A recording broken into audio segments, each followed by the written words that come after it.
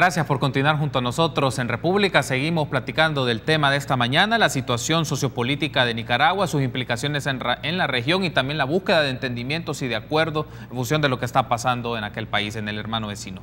Ahora establecemos otro enlace vía Skype, pero lo hacemos con Mario Sánchez, sociólogo, investigador y docente universitario. Buenos días, Mario. Gracias por tomar el enlace con República del Canal 33 en El Salvador. Buenos días, Carlos. Gusto compartir con ustedes. Gracias, Mario. Me gustaría, hemos tenido en la primera parte el posicionamiento a nivel periodístico. Estuvo con nosotros Álvaro Cruz Rojas de Diario El Mundo, Lilia de Vilanova de la comunidad nicaragüense, y establecimos un enlace también con Ernesto Medina, rector de la Universidad Americana. Pero en función de algunas ideas que surgieron en esa primera parte en la plática, te quería consultar un poco a ti la lectura que tú tienes de los acontecimientos en los últimos 4 meses en Nicaragua, desde que surgieron las manifestaciones en abril, la reacción gubernamental y la represión gubernamental que se ha dado con jóvenes universitarios, pero también incorporando otros aspectos. ¿Cómo se lee la situación de los derechos humanos? Porque según el último reporte del Centro Nicaragüense de Derechos Humanos, se señala que el gobierno y grupos de diputados en la Asamblea Nacional han realizado reformas al marco legal para criminalizar la protesta social. Me gustaría que nos amplíe un poco sobre este aspecto.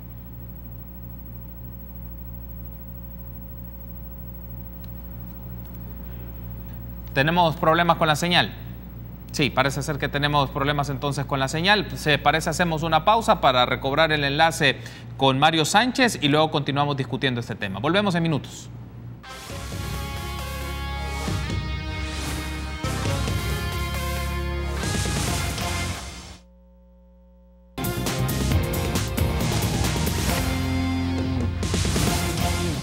Seguimos en República discutiendo el tema de la situación en Nicaragua. Ya restablecimos el contacto vía Skype con Mario Sánchez, sociólogo e investigador nicaragüense, docente universitario. Mario, te había planteado antes de irnos a la pausa el reporte del Centro Nicaragüense de Derechos Humanos, en el cual se señala una criminalización de la protesta social a través del gobierno y su bancada, obviamente, en la Asamblea Nacional. Coméntanos un poco sobre esto. Sí, efectivamente. En Nicaragua estamos enfrentando una de las peores crisis en materia de derechos humanos, de violencia política, la última década, digamos, una política sistemática de represión, violencia, persecución, y sumado a esto, pues tenemos la ley de lavado y antiterrorismo, que es una forma arbitraria de criminalización de la protesta y de la movilización, que es un derecho constitucional y que es un derecho incluso que está, digamos, avalado por la Carta de Derechos Humanos de la OEA, digamos, o sea, que el derecho de la movilización es un derecho legítimo.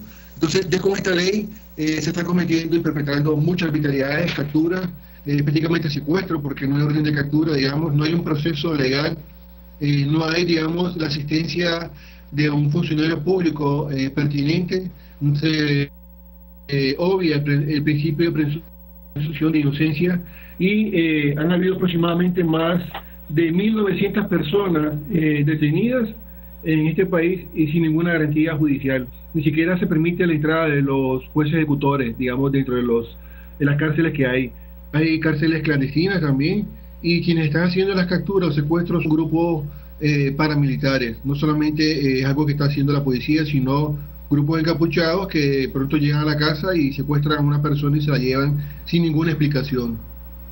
Parece, Mario, otra de las preocupaciones es despidos en el sector público en Nicaragua. Es conocido por medios nicaragüenses que se han hecho despidos de profesionales del sector salud. ¿Nos puedes comentar un poco el dato que tenemos acá? Según la Asociación Médica Nicaragüense, que han despedido a 135 trabajadores sanitarios. Sí, efectivamente. Un sector que ha sido golpeado de manera muy directa ha sido el gremio médico.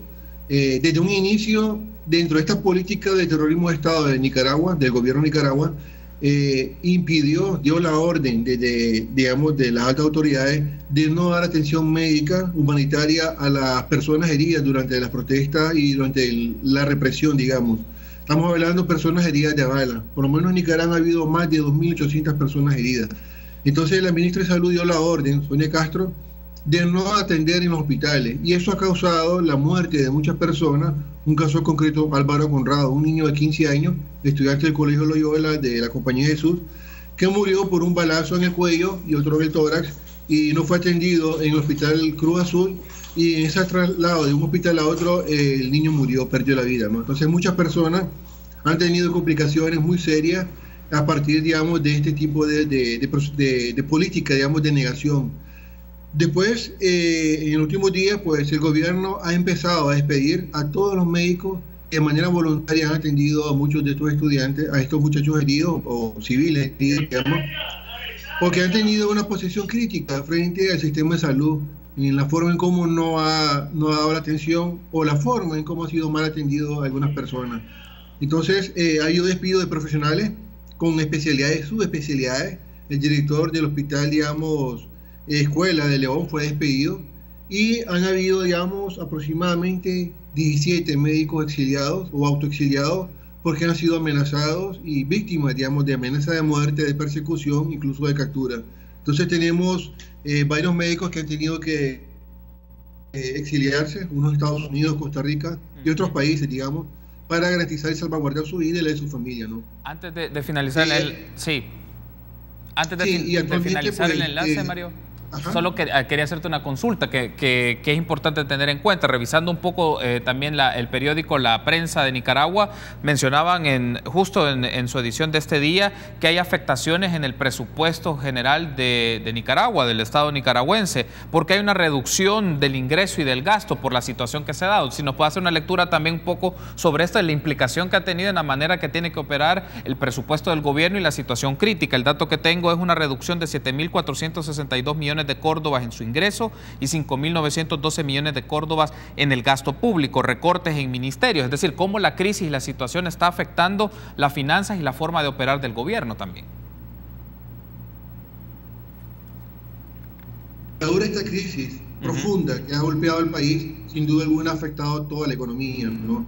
Nicaragua tenía previsto crecer entre un 4.5 al 5% del PIB, digamos, tenía esa proyección. Desafortunadamente la crisis ha golpeado, ha desmantelado, digamos, toda la actividad económica, turismo, comercio, construcción, ha golpeado directamente la confianza de las inversiones nacionales y extranjeras en el país. Ustedes han visto que una estrategia de castigo al sector privado, porque aquí hay una confrontación o una agresión hacia el sector privado, porque el COSEP rompió con el gobierno, con Daniel Ortega, y se integró a la alianza, ¿no?, por la justicia y la democracia. Y entonces ha promovido la invasión de tierra. Hay más de 7.000 manzanas de tierra ocupadas por personas que el gobierno ha invitado a tomarse tierra. Incluso tierras que son cafetales o hay proyectos donde hay financiamiento de organismos internacionales. Entonces ha sido golpeada toda la economía, la inseguridad, la violencia, el terrorismo de Estado, digamos, ha golpeado el sector turismo y vos ves Nicaragua, los pueblos tradicionalmente como Granada, Masayo y otros, vacíos, desolados. La represión, digamos, en estos pueblos o en estos municipios ha sido fuerte. La presencia paramilitar en las zonas rurales donde hay turismo comunitario también ha generado mucho miedo y temor. Incluso el mismo nicaragüense no se moviliza.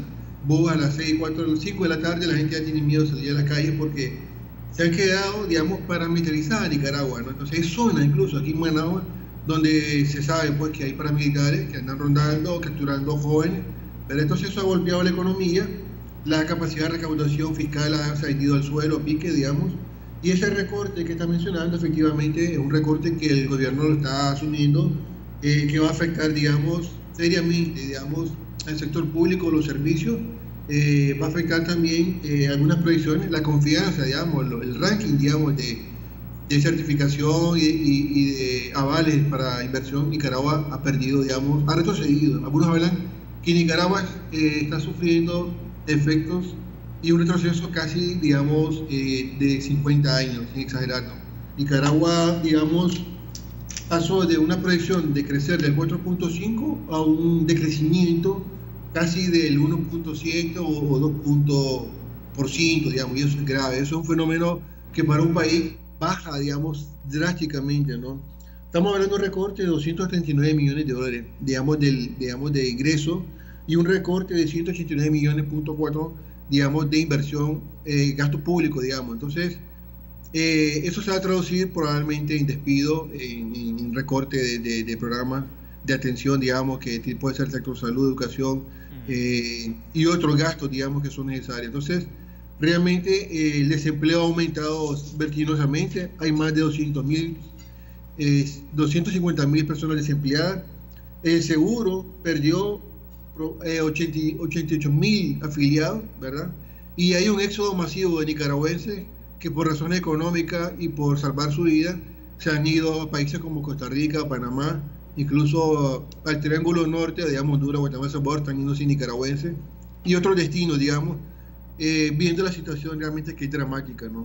Mario, quiero darte las gracias por haber establecido este contacto vía Skype con nosotros y hacer nuestra lectura de este panorama que tiene implicaciones también en la gestión de las finanzas públicas, del presupuesto del gobierno nicaragüense y las afectaciones que tiene en situación de derechos humanos, en el exilio, la búsqueda también de personas de otros lugares en los cuales moverse y asentarse porque la situación es muy crítica en Nicaragua, y le vamos a llevar la pista a esto y espero que podamos establecer un futuro enlace para que nos comentes cómo se están generando estos hechos y estos acontecimientos. Gracias, Mario. Muchas gracias, Carlos. Gracias. Establecimos entonces un contacto vía Skype con Mario Sánchez, sociólogo, investigador y docente universitario. Pero acá en el Set de República vamos a tener una lectura desde el posicionamiento que tiene la Universidad Centroamericana José Simeón Cañas. Para ello es un gusto para mí recibir a Omar Serrano, vicerrector de Proyección Social de la UCA. Omar, bienvenido, qué gusto que nos acompañes. Muy buenos días, Carlos, muchas gracias, un gusto para mí estar aquí. Quiero aprovechar para mandar un saludo solidario al pueblo nicaragüense. A los compañeros de la UCA, Mario Sánchez, investigador de la UCA de Managua, estamos en contacto con ellos constantemente, y a la comunidad de nicaragüenses aquí en El Salvador también. Quiero aprovechar entonces y retomando lo que nos mencionaba Mario y la lectura que hace la UCA en El Salvador de lo que está pasando en Nicaragua, ¿cuáles son aquellos aspectos principales que destacaría como los asuntos más preocupantes o más emergentes de lo que ocurre en este momento en Nicaragua? Bueno, Carlos, yo lo primero que creo es que se cayó el mito de Nicaragua. Incluyéndome, decíamos, uno va a Nicaragua y respira algo distinto. Me refiero a la tranquilidad, a la seguridad, que allá, digamos, fue su bandera de presentación todos estos años en Nicaragua. El alto crecimiento estaba vinculado en gran medida a esta situación de seguridad. Incluso inversionistas extranjeros han hecho allá inversiones por esta razón.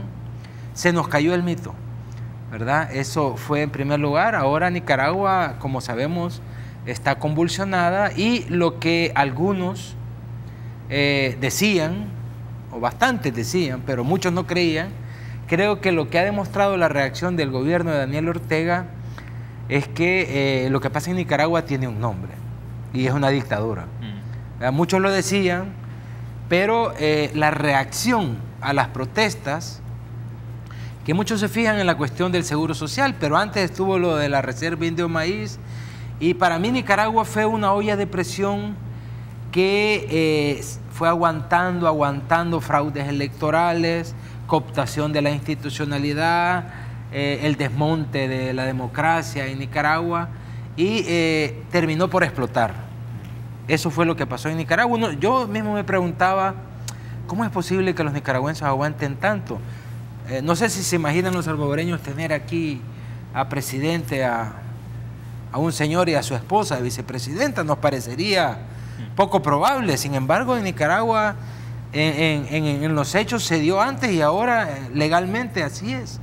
Y uno dice, ¿por qué aguantan tanto? Fue una olla de presión que estalló, ¿verdad? Y yo quisiera ser más optimista, Carlos, ¿verdad? Y creo que ninguna dictadura se va. O sea, la dictadura se quita o se derrocan.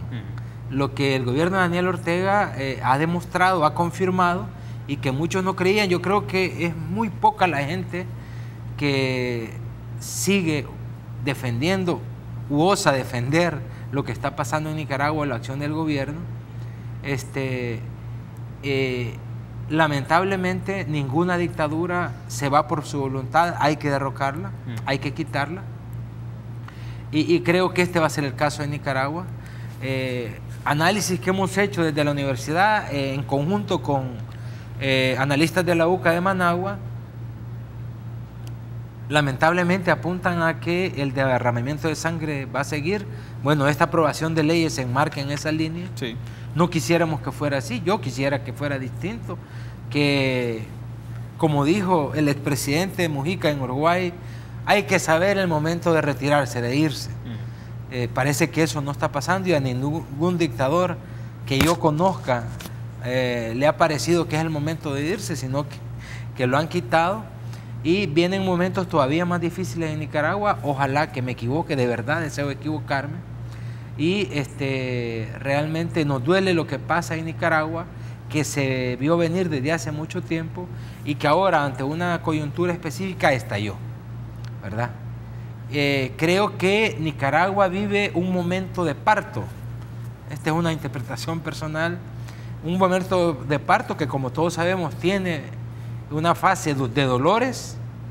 Pueden ser dolores muy intensos, muy prolongados, que es lo que está pasando en Nicaragua, pero que también todo parto es esperanzador. Independientemente de lo que dure, los costos humanos sobre todo que tenga, además de los económicos que ya se dijeron, el momento de Nicaragua puede ser muy esperanzador.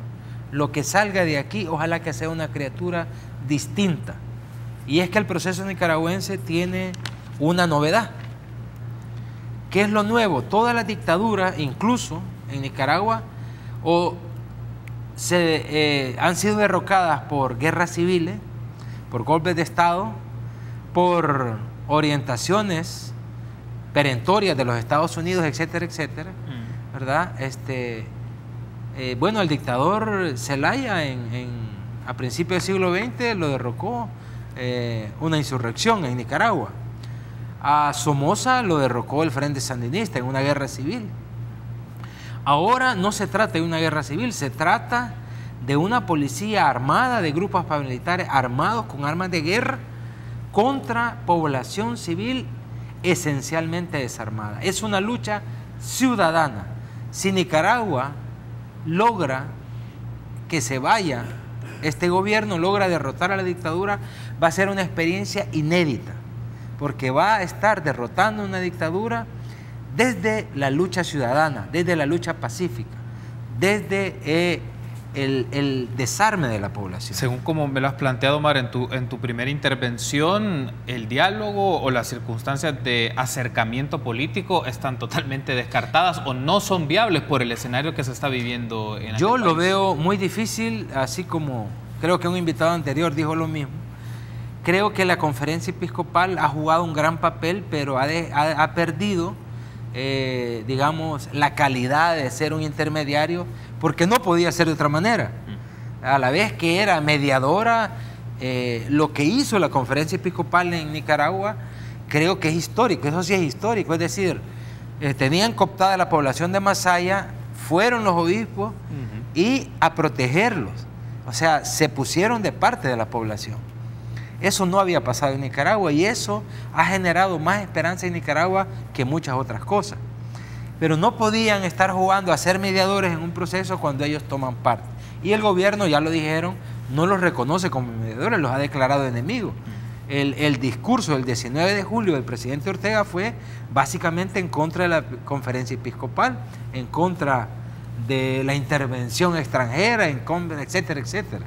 Pero yo veo pocas posibilidades de una salida negociada, ¿verdad? Las dictaduras se quitan, no se van por su cuenta. Aquí se ha dicho, ojalá que se vayan, ojalá, o que los vayan, como decimos en salvadoreño, ¿verdad? Pero creo que ese va a ser el derrotero, ojalá que más temprano que tarde. ¿Cómo lees la postura del gobierno salvadoreño ante lo que ocurre en Nicaragua? Porque, digamos, el FMLN puede tener su posicionamiento, pero aquí se ha traslapado el FMLN con el gobierno de lo que está pasando ahí, como la mención que tú haces, y lo mencionas tal cual como dictadura, lo has calificado. Entonces, ¿cómo se analiza el posicionamiento del gobierno salvadoreño de lo que ocurre en Nicaragua y las implicaciones o reacciones que esto tiene también en el marco centroamericano? Yo creo que es indefendible el régimen de Daniel Ortega.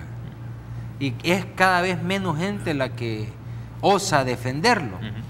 A mí me parece que la ideologización, voy a decir así, distorsiona la realidad, la percepción de la realidad que tenemos. Y eso ha pasado, por ejemplo, el Congreso uruguayo emitió un pronunciamiento muy bonito condenando la represión, haciendo un llamado a investigar las violaciones a los derechos humanos, incluyendo a los actores que la han provocado, o sea, la policía, los paramilitares. En ese sentido se han pronunciado izquierda, digamos, de sectores progresistas en España, Podemos, ¿verdad? En Chile, digamos, sectores de izquierda.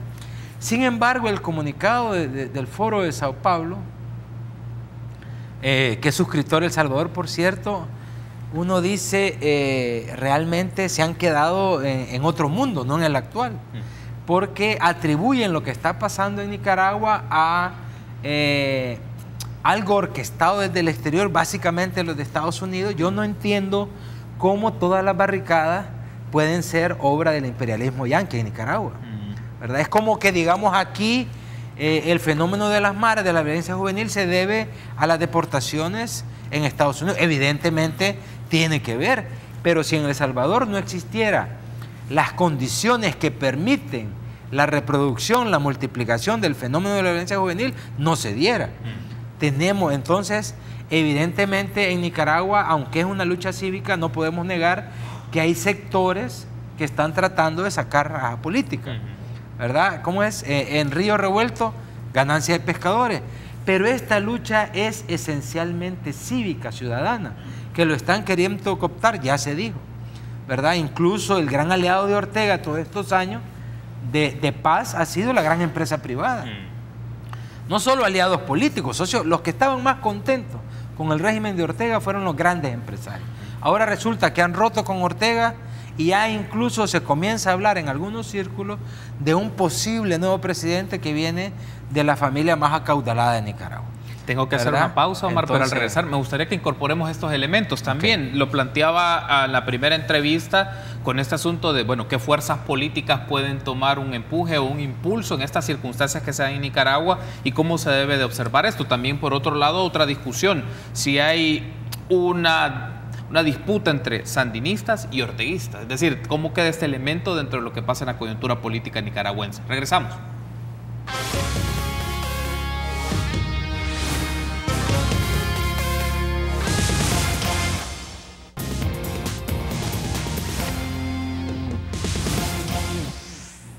Último bloque de la entrevista que tenemos esta mañana con Omar Serrano en la segunda parte de República, de la situación sociopolítica de Nicaragua. Traíamos del bloque anterior esto, Omar, ¿qué elementos pueden marcar unas modificaciones en el status quo de Nicaragua?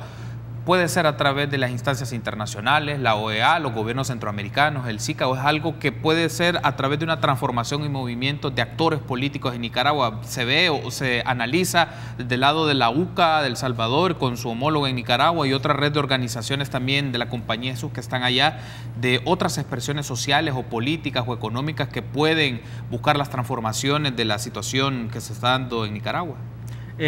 Yo creo, Carlos, que lo que decía en el bloque anterior, que la fuerza del movimiento en Nicaragua radica en que no hay liderazgos, claro, no hay una personalidad ni una entidad que convoque, sino la expresión más común en Nicaragua somos autoconvocados. Y es realmente una autoconvocatoria masiva la que se ha logrado. Pero creo que de cara al futuro, en esa fortaleza está la debilidad en Nicaragua. Nicaragua comparte la suerte de muchos países latinoamericanos y en concreto de países centroamericanos que viven un momento de convulsión social, lo que pasó en Guatemala en el 2015, Honduras 2017, bueno, a nivel electoral en Costa Rica y en El Salvador recientemente. Los nicaragüenses están claros de que no quieren. Voy a hacer, para ser más exacto, la mayoría de nicaragüenses. Porque en encuestas que tienen credibilidad, aunque para el presidente Ortega no la tengan, 80% quiere que la pareja presidencial se vaya, ¿verdad? Yo estuve en el momento que eran 20 peticiones de la oposición. Se redujeron a 2. El gran consenso. Una, que se vayan, y 2, que se aclaren los crímenes cometidos, los asesinatos. Sí. En eso coincide toda la oposición. Es decir, hay coincidencia en lo que no quieren, pero no hay coincidencia en qué hacer después de que se vayan. Y ese es el drama que vive América Latina, ¿verdad? En El Salvador, en Guatemala, en Honduras, la gente quiere algo, está clara que no quiere el tradicionalismo político, que no quiere que los mismos que han gobernado y han llevado a la situación que estamos a nuestros países, sigan gobernando. Sin embargo, no se sabe qué rumbo tomar. Eso pasó en Guatemala con Jimmy Morales, pasó en Honduras con Salvador Narrala, casi pasa en Costa Rica con el otro Alvarado. Bueno, pasó en Estados Unidos con Donald Trump. La gente votó por lo diferente, ¿verdad? La gente está buscando algo distinto. En Nicaragua está claro el 80% de los nicaragüenses lo que no quieren, pero no hay coincidencia en lo que quieren. Ahí hay diversidad, ¿verdad? Vos encontrás gente que dice queremos un sandinismo como el del principio sin Ortega, pasando por los que quieren que continúe un régimen pero sin Daniel, hasta los que dicen no me importa lo que venga, con tal de que se vaya en cualquier situación va a ser mejor. Entonces no hay claridad, y ese es el gran peligro de Nicaragua, porque ahí los que se pueden aprovechar son los sectores de poder que ya existen en Nicaragua, llámese sectores económicos o sectores políticos, que en ese sentido hay poco, pero ya empiezan a sonar nombres, como lo decía antes, ¿verdad? Incluso el aliado principal a nivel económico del gobierno de Daniel Ortega ya empezó a sonar, uno de apellido Pelas, ¿verdad? Entonces el peligro de Nicaragua es que por salir de una situación como la que está viviendo, caigamos en otra. La gran esperanza de Nicaragua es que si se logra derrocar a esta dictadura por la vía ciudadana, por primera vez se pueden sentar las bases para una refundación del país, ¿verdad? Porque Nicaragua, como se ha desmontado la institucionalidad, un poquito lo que está viviendo Honduras también, es decir, el poder electoral, el poder judicial, el poder legislativo confluyen, en el caso de Nicaragua en una persona, en el caso de Honduras también Juan Orlando Hernández tiene cooptado todos los poderes del Estado. Es otra dictadura avalada por Estados Unidos, la de Nicaragua no. Entonces, creo, volviendo al respaldo que ha dado el gobierno salvadoreño, yo por eso creo que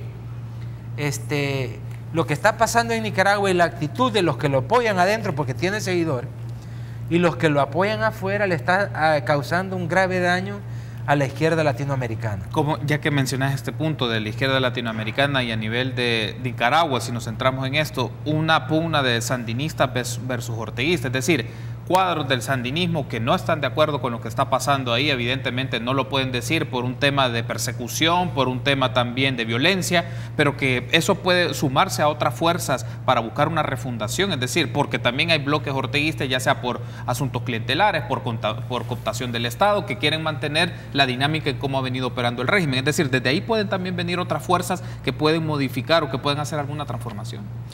Sí, yo creo que Nicaragua es un país que tiene que hacer todo por delante, a nivel político, a nivel de Estado, tiene que comenzar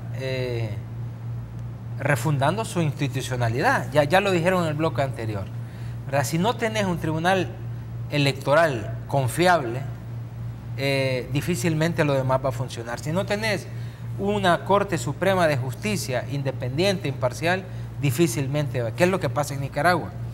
Ahora, realmente al interior del sandinismo son los sectores que reivindican el sandinismo en contra de lo que ellos llaman el danielismo, ¿verdad? Yo por eso creo, Carlos, que la izquierda debe estar fundada sobre ideales, sobre principios, sobre valores permanentes, más que sobre ideología. Porque la ideología corre el riesgo de fosilizarse, ¿qué es lo que está pasando? Me parece a mí. Como el otro supuestamente es alineado contra Estados Unidos, yo lo apoyo independientemente de lo que está haciendo. Es decir, la ideología o la ideologización que dijo en un momento te puede llevar a justificar crímenes. Yo he visto gente en El Salvador que me parecía un poquito más pensante, justificando los crímenes que están pasando en Nicaragua, incluso la del niño estudiante del Centro Loyola, que fue de los primeros y que se le negó la ayuda en un hospital público. He visto gente en este país que uno no entiende cómo puede justificar eso. ¿Cómo Alvarito puede ser, digamos, un derechista recalcitrante que lucha contra un supuesto régimen democrático de izquierda en Nicaragua. Lo que menos es democrático el régimen de Daniel Ortega. Entonces yo creo, Carlos, que lo que viene para Nicaragua es difícil y la reconstrucción será un camino difícil, pero esperanzador si no es cooptada por los poderes fácticos que existen en Nicaragua. Ese es el gran peligro. Me restan 3 minutos, Omar, me gustaría que cerremos con esto. ¿Cuáles considerarías tú de manera puntual las lecciones aprendidas de lo que está ocurriendo en Nicaragua para el FMLN? Bueno, creo que de alguna manera en El Salvador hemos vivido lo que se vive en Nicaragua, no en el sentido de tener una dictadura, sino que la gente ya expresó el 4 de marzo su descontento, su desencanto con el partido de izquierda que supuestamente representaba los intereses de la mayoría de la población. Creo que la postura ética de alguien de izquierda es ponerse del lado de los que sufren, de los que tienen necesidad, con sensibilidad, con convicción, y a veces la ideología la manejamos, el discurso lo manejamos, pero en la práctica no solo hacemos algo distinto, sino a veces contrario a lo que decimos pretender. Creo que el Frente debió aprender de la elección del 4 de marzo, que la gente está harta porque no se resuelven sus problemas fundamentales. Ni la derecha ni la izquierda en este país ha sabido responder, solucionar los graves problemas que afectan a la población. Creo que cuando pensamos que porque tenemos un discurso de izquierda nadie nos puede cuestionar, comienza la debacle y comienza una deriva autoritaria. En este país también se ha vivido una separación entre el partido de gobierno y su militancia y entre el gobierno y la sociedad salvadoreña. Creo que en la historia de El Salvador hay suficientes elementos que deberían haber hecho que el Frente reaccionara. Creo yo que no lo ha hecho, ¿verdad? No lo ha hecho como debía hacerlo, ¿verdad? Y en parte se está escribiendo lo que va a pasar en el 2019 en las elecciones presidenciales por esta pasividad o por esta falta de comprensión de lo que tenía que hacer. Y creo que lo que está pasando, pero no solo en Nicaragua, ¿verdad? Lo que ha pasado en Nicaragua, lo que está pasando en Ecuador ahorita con Moreno, lo que está pasando en Bolivia, lo que ha pasado en Brasil, lo que pasó en Argentina. Yo estuve en marzo, en el Foro Social Mundial, donde se presentó un libro que se denominó El eclipse del progresismo. Cuando me invitaron yo pensé que eran signos de interrogación, entre signos. No, es una afirmación. Está escrito por gente intelectuales de Argentina, Brasil, Bolivia, Nicaragua y Ecuador. Y lo que están diciendo es precisamente lo que estamos viviendo en El Salvador. Que en nombre de una ideología progresista se han separado de las necesidades, de los clamores de la población. Y por eso los gobiernos progresistas de la región, no tanto por golpes de Estado suaves como quisiera argumentar en Nicaragua, eso para mí me parece jalado de los pelos, sino por una separación entre el partido cuando llega al poder y las necesidades de la gente. Omar, quiero darte las gracias por haberme acompañado en esta segunda parte de República, tener la lectura desde la UCA de la situación de Nicaragua y seguir ampliando otros aspectos. Estamos a la expectativa también cuando se planteen las encuestas y cuando también otros asuntos de coyuntura nacional, pues me gustaría escucharlos y que nuestra audiencia también los tenga presente. Por supuesto, Carlos, aquí vamos a estar. Muchas gracias. Un saludo a todo el pueblo salvadoreño. Gracias, Omar, por habernos acompañado. Establecemos entonces un contacto con Luis González de Quíbole para que nos comente cómo va el programa este viernes 10 de agosto. Gusto saludarte, Luis. Igualmente, mi querido Carlos, son ya las 7 de la mañana con 55 minutos. Buenos días a tu invitado y a tu noble teleaudiencia. Y hoy es Quíbole de viernes, de relajación, de pasarla bien, abrirle la puerta al fin de semana. Eso sí, nunca vamos a dejar aparte nuestras entrevistas médicas. Hoy vamos a estar hablando acerca de la diarrea, pero por el rotavirus. Aparte de eso, vamos a estar hablando acerca de las varices. Por si no sabes, hay hombres que tienen varices, así que vamos a hablar por qué se les da y todas estas situaciones. Por supuesto, vamos a tener también toda la agenda cultural que tiene el Ministerio de Cultura para que los salvadoreños no se dediquen solo a ver fútbol, sino que hay que cultivar un poquito la mente. Así que todo esto y más acá en Quíbole Magazine. Excelente, Luis. Entonces, agenda médica, agenda cultural, varios aspectos. Entonces, la invitación está hecha para que la audiencia de República se quede con Quíbole en unos minutos. Exactamente, y la pregunta de siempre, ¿y el lago cuándo?